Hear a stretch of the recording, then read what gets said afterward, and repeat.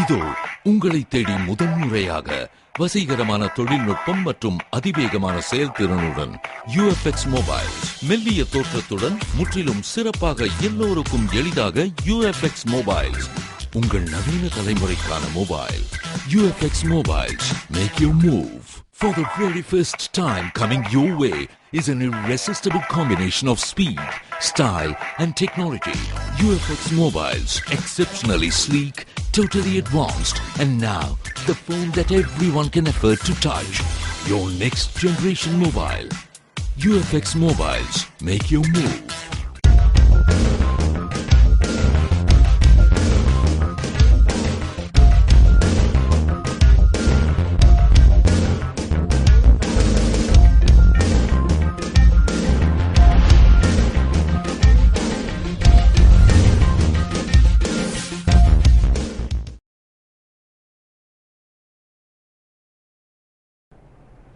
வணக்கம். புதுவையில் தனியார் பள்ளி கல்வி கட்டணத்தை முறைப்படுத்த குழு அமைத்து பரிசீலிக்கப்படும் என்று சட்டசபை கேள்வி நேரத்தில் முதலமைச்சர் ரங்கசாமி தெரிவித்தார். புதுவை சட்டசபை கேள்வி நேரத்தில் முதல்வர் ரங்கசாமி தனியார் பள்ளி கட்டணத்தை முறைப்படுத்த அரசு நடவடிக்கை எடுக்கும், ஓய்வு பெற்ற நீதிபதி தலைமையில் குழு அமைத்து கட்டணத்தை முறைப்படுத்த சட்ட திருத்தம் செய்து செயல்படுத்துவோம் என்றும், புதுவையில் 1964ஆம் ஆண்டு விதிப்படிதான் முன்னாள் சட்டமன்ற உறுப்பினர்கள் மற்றும் முன்னாள் அமைச்சர்களுக்கு ஓய்வூதியம் அளிக்கப்பட்டு வருகிறது. இதனால் முன்னாள் சட்டமன்ற உறுப்பினர்கள் பலர் வறுமையில் வாடுகின்றனர். அவர்களின் கஷ்டத்தை புரிந்து கொண்டு ஓய்வூதியத்தை அதிகரிக்க நடவடிக்கை எடுக்கப்படும் என்று கூறினார். அதேபோன்று அமைச்சர் ராஜவேலு பேசுகையில், தேசிய தகவல் மையத்துடன் தொழிலாளர் துறை இணைந்து ஆன்லைன் மூலம் வேலை வாய்ப்பு பதிதல் பணிகளை உருவாக்கி இந்த ஆண்டு செப்டம்பர் முதல் பயன்பாட்டுக்கு வரும் என்றும், அமைப்பு சாரா தொழிலாளர் சங்கத்தில் வீட்டுப் பணி செய்யும் தொழிலாளர்களை சேர்த்து அவர்களும் சங்கத்தில் உறுப்பினர் ஆக்கப்படுவார்கள் என்றும், உயர்கல்வி பயிலும் ஆதி திராவிட மாணவ மாணவிகள் தாங்கள் பயிலும் கல்லூரியிலேயே தங்கி படிப்பதற்கான செலவினை அரசே ஏற்கும் என்ற அவர், மேலும் கலப்பு திருமண தம்பதியருக்கு ஊக்குவிப்பு தொகை 50,000 60,000 ரூபாயாக உயர்த்தி வழங்கப்பட உள்ளதாகவும், பெண் கல்வியை ஊக்குவிக்க 1ஆம் வகுப்பு முதல் 5ஆம் வகுப்பு வரை பயிலும் மாணவிகளுக்கு ஆண்டொன்றுக்கு வழங்கப்படும் உதவித்தொகை 1000 ரூபாயிலிருந்து 1500 ரூபாயாகவும், 6ஆம் வகுப்பு முதல் 12ஆம் வகுப்பு வரை பயிலும் மாணவிகளின் பெற்றோர்களுக்கு வழங்கப்படும் வாய்ப்பூதியம் 3000 ரூபாயில் இருந்து 4000 ரூபாயாக உயர்த்தி வழங்கப்படும் என்று கூறினார். புதுவை முழுவதும் தனியார் பள்ளி வாகனங்களை போக்குவரத்து அதிகாரிகள் அதிரடி சோதனை நடத்தினர். இதனால் பள்ளி நிர்வாகம் மற்றும் ஓட்டுநர்கள் கலக்கமடைந்துள்ளனர். சென்னையில் பள்ளி பேருந்தில் சென்ற மாணவி தவறி விழுந்து உயிரிழந்த சம்பவத்தை அடுத்து புதுவையில் அரசு மற்றும் தனியார் பள்ளி மாணவர்கள் பெரும்பாலானோர் பள்ளி பேருந்துகளில் சென்று வருவதால் மாணவர்களின் நலன் கருதி போக்குவரத்து ஆணையர் சுந்தரேசன் உத்தரவின்படி உதவி ஆணையர் சந்திரசேகர் மேற்பார்வையில் போக்குவரத்து அதிகாரி ரகுநாத் தலைமையில் வாகன ஆய்வாளர்கள் மற்றும் உதவி ஆய்வாளர்கள் 3 பிரிவுகளாக தனியார் பள்ளிகளுக்கு சென்று வாகனங்களை அதிரடியாக ஆய்வு செய்தனர். மேலும் பள்ளி நிர்வாகிகளிடம் பேருந்தை சரியாக பராமரிக்க வேண்டும், ஆவணங்களை முறையாக வைத்திருக்க வேண்டும், அளவுக்கு அதிகமாக மாணவர்களை ஏற்றி வரக்கூடாது என உத்தரவிட்டனர்.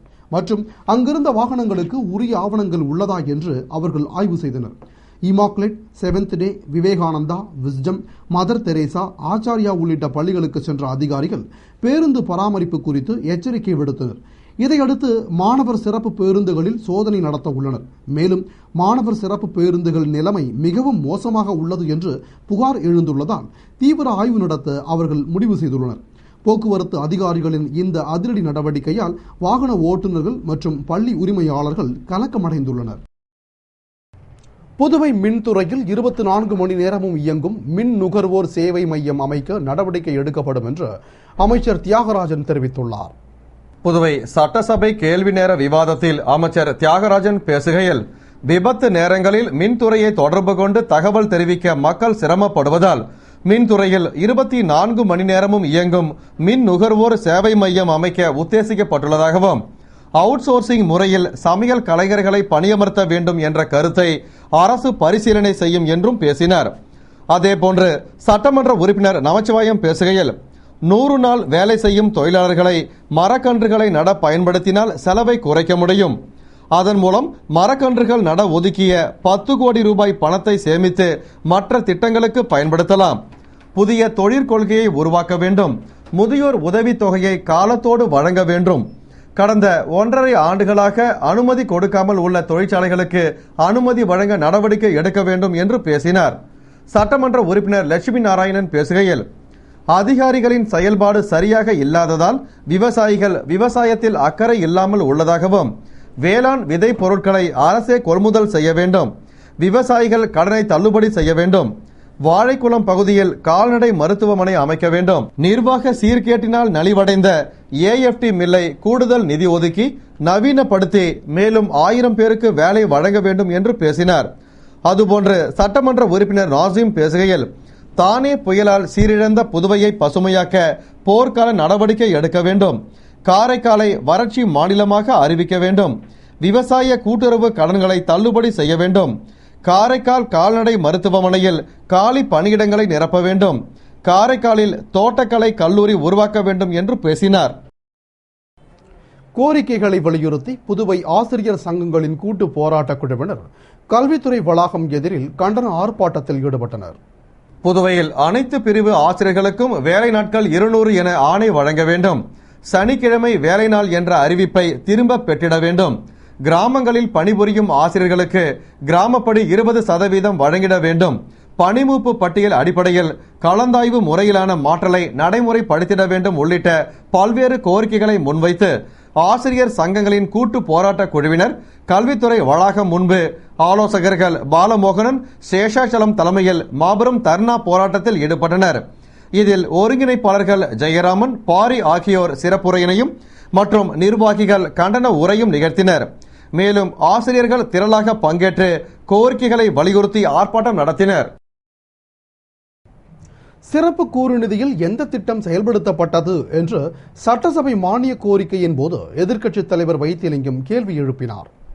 புதுவை சட்டசபை மானிய கோரிக்கைகள் மீதான விவாதத்தின் போது எதிர்க்கட்சித் தலைவர் வைத்திலிங்கம் பேசுகையில், நள்ளிரவு வரை சட்டசபையை நடத்தக்கூடாது என்றும், கடந்த ஆண்டு ஆதி திராவிடர்களுக்கு 415 கோடி ரூபாய் சிறப்பு கூறு நிதியாக ஒதுக்கப்பட்டதில் 214 கோடி ரூபாய் தான் செலவு செய்யப்பட்டுள்ளது, மீதி பணம் எங்கே போயிற்று என்றும், பட்ஜெட்டிலும் எந்த தகவலும் இல்லாத நிலையில் இந்த ஆண்டு 485 கோடி ரூபாய் செலவு செய்யப்படும் என அறிவிக்கப்பட்டுள்ளது. இது தொடர்பாக அரசின் திட்டங்கள் என்ன என்றும், கடந்த ஆண்டு சுனாமியில் உயிரிழந்த மீனவர்களின் குழந்தைகளுக்கு கல்வி உதவித்தொகை வழங்கப்படவில்லை, அதனை உடனடியாக வழங்க வேண்டும், முதியோர் உதவித்தொகை, வீடு கட்ட விண்ணப்பிக்கும் ஆதி திராவிடர்களுக்கு வில்லங்க சான்றிதழ் சரிபார்ப்பதில் உள்ள கெடுபிடிகளை தளர்த்த வேண்டும், விவசாயிகளுக்கு உரம் கிடைக்காததை பயன்படுத்தி தனியார் ஏஜென்சிகள் தினமும் ஒரு விலையை நிர்ணயிப்பதை முறைப்படுத்த வேண்டும், AFT தொழிற்சாலையை இயக்கினால் நஷ்டம் ஏற்படும் என்று மில்லை இயக்காமல் வேலை செய்யாத தொழிலாளர்களுக்கு சம்பளம் வழங்கப்படும் என அறிவிக்கப்பட்டதால் வேலை செய்ய வேண்டும் என்ற எண்ணம் தொழிலாளர்களிடம் இல்லாமல் போய்விடும், இதனால் அரசிற்கு தொழிற்கொள்கை உள்ளதா என்பதே தெரியவில்லை என்ற அவர், மேலும் பாசிக் நிறுவனத்தில் பணி நீக்கம் செய்யப்பட்டவர்களுக்கு மீண்டும் வேலை வழங்க வேண்டும் என்று கூறினார். புதுவை ஆனந்தா திருமண நிலையத்தில் வருமான வரி செலுத்துவோர் வருமான வரி படிவத்தை தாக்கல் செய்ய சிறப்பு முகாம் நடைபெற்றது. புதுவை அரசு மற்றும் தனியார் நிறுவனங்களில் மாத ஊதியம் பெறுபவர்கள் மற்றும் சிறு வியாபாரிகள் தங்கள் வருமான வரி கணக்கினை தாக்கல் செய்ய வரும் 31ஆம் தேதி கடைசி நாள் என்பதால் வருமான வரி செலுத்துவோருக்காக கடைசி நேர நெரிசலை தவிர்ப்பதற்கு சிறப்பு முகாம் சர்தார் வல்லபாய் பட்டேல் சாலையில் உள்ள ஆனந்தா திருமண நிலையத்தில் நடைபெற்றது. இதில் திரளான வருமான வரி செலுத்துவோர் பங்கேற்று வருமான வரி கணக்கின் படிவத்தை தாக்கல் செய்தனர். மேலும் வருமான வரி செலுத்துவோரின் நலனுக்காக சிறப்பு முகாம் வரும் 31ஆம் தேதி மாலை வரை நடைபெறும் என்றும், இந்த வாய்ப்பினை பயன்படுத்தி வருமான வரி செலுத்துபவர்கள் படிவத்தை தாக்கல் செய்யும்படியும் வருமான வரி இணை ஆணையர் தெரிவித்துள்ளார். புதுவை ஜிப்மர் மருத்துவமனையில் உலக மஞ்சள் காமாலை நோய் தின விழிப்புணர்வு கருத்தரங்கம் நடைபெற்றது. புதுவை ஜிப்மர் மருத்துவமனை சூப்பர் ஸ்பெஷாலிட்டி பிளாக் கருத்தரங்க அறையில் ஜிப்மர் இயக்குனர் டாக்டர் ரவிக்குமார் தலைமையில் உலக மஞ்சள் காமாலை நோய் தின விழிப்புணர்வு கருத்தரங்கு நடந்தது.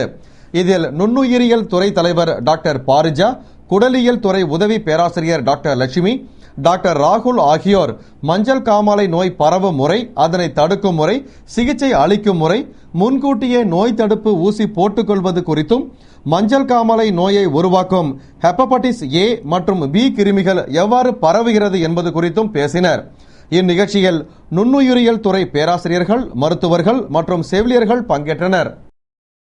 புதுவையில் நடுக்கடலில் தத்தளித்த 7 மீனவர்களை கடலோர காவல் படையினர் மீட்டு பாதுகாப்பாக கரைக்கு கொண்டு வந்தனர். புதுவை வைத்திக்குப்பத்தைச் சேர்ந்த ராதாகிருஷ்ணன், மனோகர், கோபால், அமிர்தலிங்கம், சுப்பிரமணியன், விநாயகமூர்த்தி, முருகன் ஆகிய 7 மீனவர்களும் நேற்று மாலை ஃபைபர் படகில் மீன் பிடிக்க கடலுக்குள் சென்றனர். ஆனால் பொழுது விடிந்து கரைக்கு திரும்பாததால் அதிர்ச்சியடைந்த அவர்களது குடும்பத்தினர் மற்றும் அப்பகுதி மீனவர்கள் கடலோர காவல் படைக்கு தகவல் கொடுத்தனர்.